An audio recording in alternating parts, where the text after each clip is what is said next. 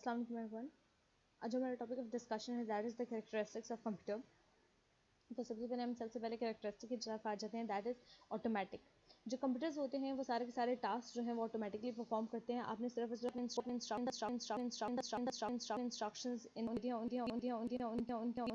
उनकी इंस्ट्रक्शंस के फंक्शन मतलब आपसे ये नहीं पूछा लिखूं एक्शन परफॉर्म कर लिया, आपके सेकेंड एक्शन को परफॉर्म करूँ या नहीं, इसको यहीं पे छोड़ दूँ। सो ये वाली सिचुएशन बिल्कुल एग्जिस्ट नहीं करती। आपने सिर्फ उनको इनपुट देना होता है, जितना भी टाइम डाटा प्रोसेसिंग में लगता है डिपेंड्स कि वो टास्क बड़ा है या छोटा है, उसके बाद आपको जो है वो आउटपुट डाटा आ जाता है। सेकेंड और सबसे इंपॉर्टेंट चीज़ जो कंप्यूटर की है वो ये है कि स्पीड। एक तो ये कि एक्शन परफॉर्म करता है लेकिन बहुत स्पीडली अपना काम करता है, माइक्रो सेकंड्स में, नैनो सेकंड में या फिर पिको सेकंड में। मतलब ये कि फ्रैक्शंस ऑफ सेकंड में भी आपको सिर्फ सेकंड नहीं लगता बल्कि फ्रैक्शंस ऑफ सेकंड में जो है ये अपने टास्क परफॉर्म करता है, जो कि आज की दुनिया में एक बहुत ज़्यादा इंपॉर्टेंट कैरेक्टरिस्टिक है। जहाँ लोगों को बहुत ज़्यादा काम है वहाँ अपने काम को स्पीडली परफॉर्म करना और एक्यूरेटली परफॉर्म करना बहुत ज़्यादा इंपॉर्टेंट कैरेक्टरिस्टिक्स हैं, जिसकी वजह से जो कंप्यूटर्स हैं वो एक रिलायबल डिवाइस के तौर पर सामने आ गए हैं। थर्ड इंपॉर्टेंट चीज़ जो यहाँ पर कंप्यूटर्स की है दैट इज़ द एक्यूरेसी। मतलब ये कि जो कंप्यूटर्स हैं वो अपना काम एक्यूरेटली परफॉर्म करते हैं। एक्यूरेसी मतलब ये कि उसके अंदर एरर के चांसेस बहुत कम होते हैं, ठीक है। और इनकी जो डिग्री ऑफ एक्यूरेसी है वो डिपेंड करती है इनके डिज़ाइन के ऊपर कि ये कहाँ प्रेजेंट है और किस तरीके से इनको डिज़ाइन किया गया है। ऐसी जो डिवाइस है जिसके अंदर मतलब ऐसा कंप्यूटर हमने यूज़ किया जिसके अंदर बहुत ओल्ड डिवाइसेस लगी हुई हैं या फिर ऐसी डिवाइसेस लगी हुई हैं जो कि रिलायबल नहीं है, तो ज़ाहिर सी बात है कंप्यूटर की जो एक्यूरेसी है वो अफेक्ट हो जाएगी, उसका जो फंक्शन है वो ईजिली परफॉर्म नहीं कर सकता। लेकिन अगर हमने डिवाइसेज और डिज़ाइन उसका इस तरीके से किया हुआ है, मैनेज किया हुआ है कि बहुत इफेक्टिवली काम कर सकते हैं, तो उसकी एक्यूरेसी जो होती है वो उतनी ज़्यादा इंक्रीज़ करती चली जाती है। जितना ज़्यादा सिस्टम अच्छा होगा उतनी ज़्यादा उसकी एक्यूरेसी इंक्रीज़ करती चल जाएगी, उतने उसके अंदर एरर के चांसेस जो है वो कम से कम होते चल जाएंगे।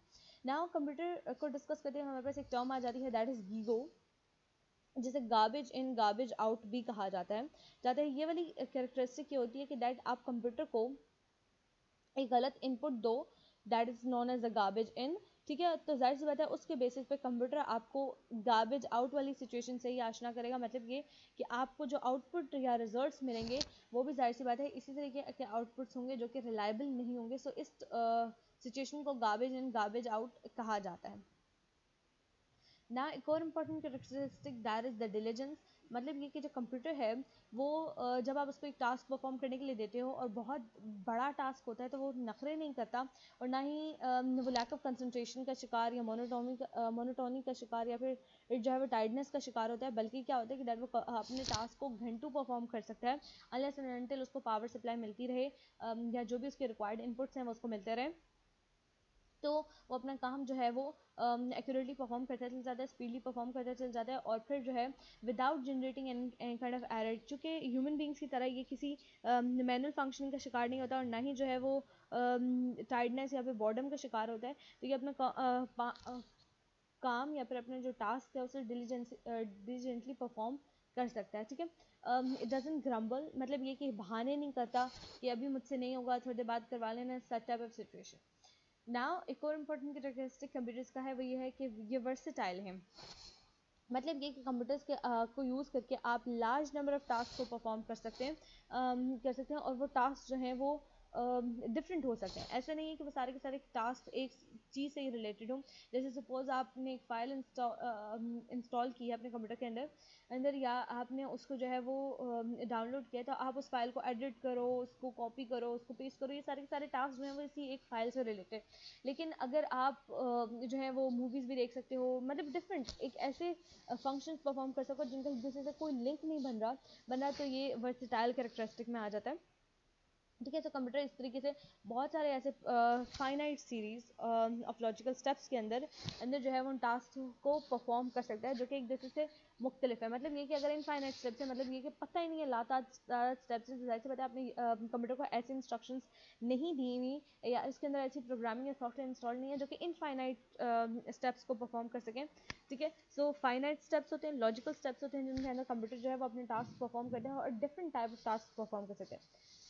सिक्स्थ इंपॉर्टेंट कैरेक्टरिस्टिक कंप्यूटर्स का ये है that they have power of remembering, मतलब ये कि ये अपने टास्क को रिमेंबर कर सकते हैं कि उनको क्या इनपुट दिया गया, चाहे घंटों लग जाए उस टास्क को परफॉर्म करने में, लेकिन जो इनिशियल इनपुट था, जो इनको दिया गया था, उसको ये बहुत आसानी से रिमेंबर करते हैं और उसके ऊपर डिफरेंट काइंड ऑफ एक्शंस या फिर टास्क परफॉर्म करते हैं, उसको प्रोसेस कर सकते हैं।